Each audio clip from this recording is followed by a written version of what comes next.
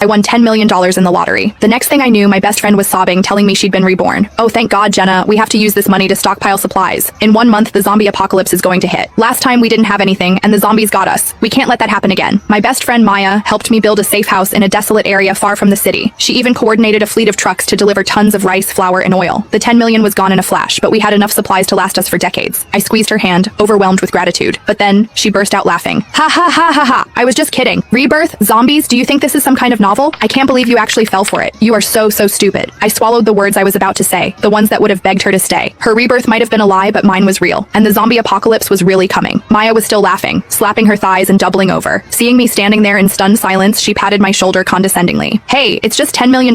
Who asked you to be so gullible? You can't even take a joke. She didn't seem to grasp how cruel her joke was. If I hadn't been reborn, if this was my first time through, I would have spent my entire lottery winnings on a useless villa in the middle of nowhere, filled with food that would spoil within weeks. I think the shock might have killed me on the spot. So it's a little isolated, but it's quiet, right? And you love quiet, she said, then theatrically covered her mouth. Oh my God, Jenna, I just remembered. You've always wanted to get residency in Southwood, but this property is technically in Northgate. So I guess you'll have to settle for Northgate residency.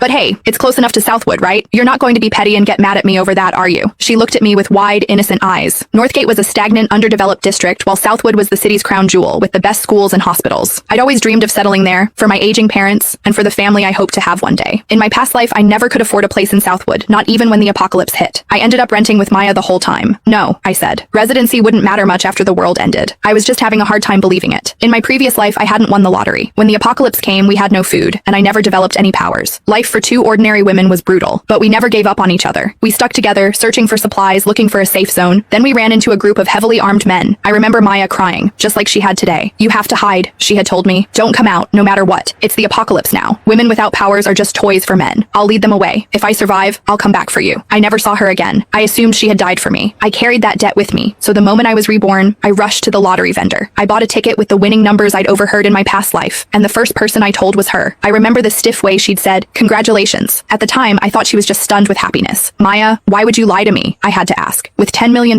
I would have shared everything with her. Why go to such lengths? She rolled her eyes, her voice dripping with acid. We were both broke. Why should you get to be rich all of a sudden? It's not fair. So it was jealousy. Come on. Why are you still dwelling on it? If you think you can't eat all this food by yourself, she offered. I guess I could stay here with you for a while, but she snickered, clearly enjoying my misfortune. Those bags of rice and flour will probably be crawling with bugs in 3 days. Get out, I said, my voice cold. Maya blinked. What did you say? I said, get the hell out. Is that clear enough? Her face flushed with anger. Jenna, I'm your best friend. How can you talk to me like that? I laughed, a harsh, humorless sound. A best friend who would trick me into wasting $10 million? Don't flatter yourself. You were just jealous that I had money. A flicker of guilt crossed her eyes, but she quickly suppressed it. It was a joke. It's your own fault for being stupid enough to believe it.